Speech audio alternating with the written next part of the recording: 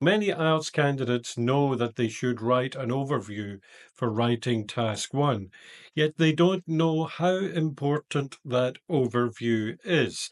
The overview often limits your score to band 6. In this video, I'm going to show you why and how to make it better. So there's one paragraph that decides the ceiling, the top of your score. Let's start with a band 6, the reality of a band 6 in task 1. A band 6 understands the chart. The band 6 also can summarize the information to show that they understand all the information, and they can report the information accurately, yet they still get a band 6.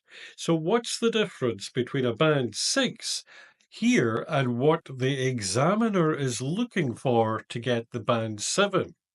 Let's look into the examiner's mind and see what he's thinking.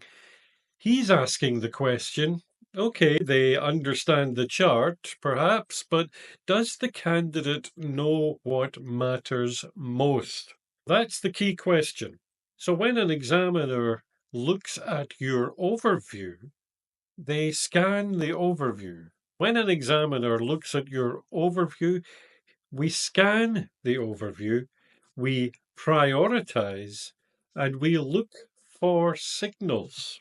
These signals will indicate whether it's a strong overview or a weak overview. Now, a strong overview makes the examiner think the candidate is in control of the data. And a weak overview makes the examiner think, but nothing here stands out. So I don't remember any specifics from this essay. So this is the key. The examiner reads and thinks all the information's there, fine, but I don't remember anything, nothing stands out. For a band 6, most band 6 overviews are summaries, and in these summaries they say things like values increased or decreased, and they can use different synonyms for these words. They say that the categories were different, and they name the categories, and they talk about changes occurring over time. However, from the examiner's point of view, a summary answers what happened. That's the question. What happened? Well, values went up and down, categories were all different, and there's some changes that happened. And this is not enough for an examiner to give you a higher mark. So a good overview, according to an examiner, should answer this question. What is most significant about what happened? So the question isn't what happened. That's enough to get you a 6 if you answer it. If you want higher, you have to say what was most important or significant about what happened. And then your mark goes up. Therefore, if you want to go from a band 6 to a band 7, ask yourself this question. If you delete your overview, does your essay lose meaning?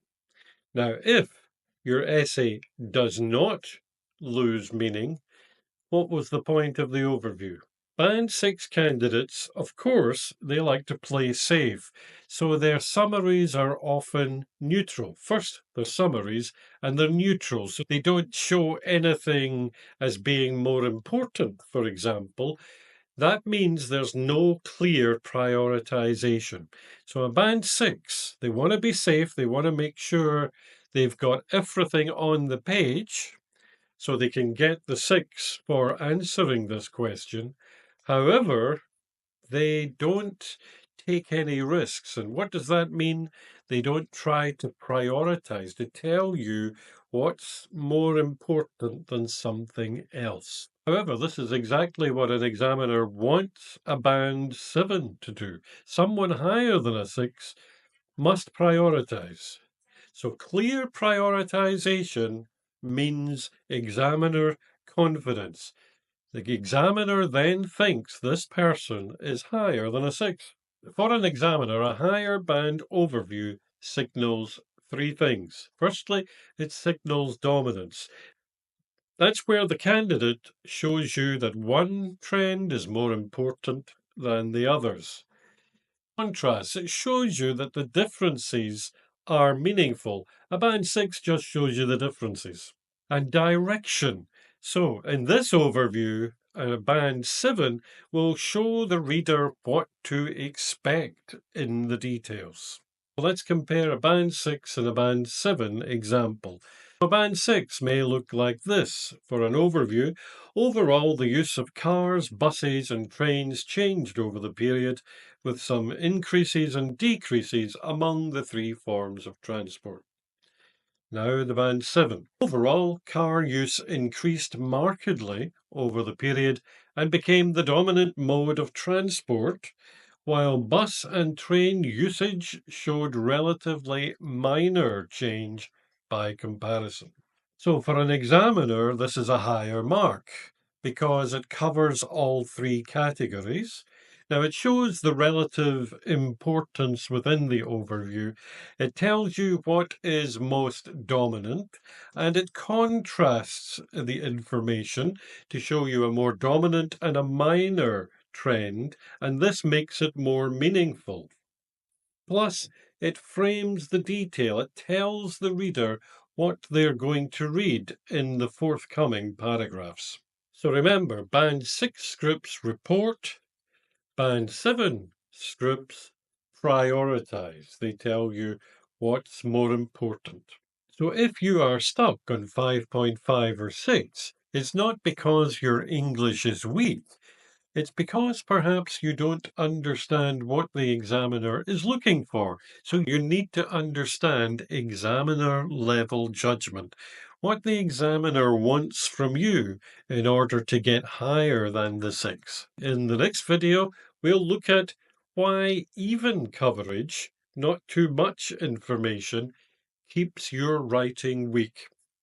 If you want to explore this examiner-based approach in depth, the way the examiner looks at your writing and what he wants from you, then I've linked a short page below explaining how my Step 2 writing course works. It's designed specifically for candidates who feel their English is good enough, but are still stuck around the 5.5 or 6. All right, so I hope you enjoyed this video. I'll see you next time.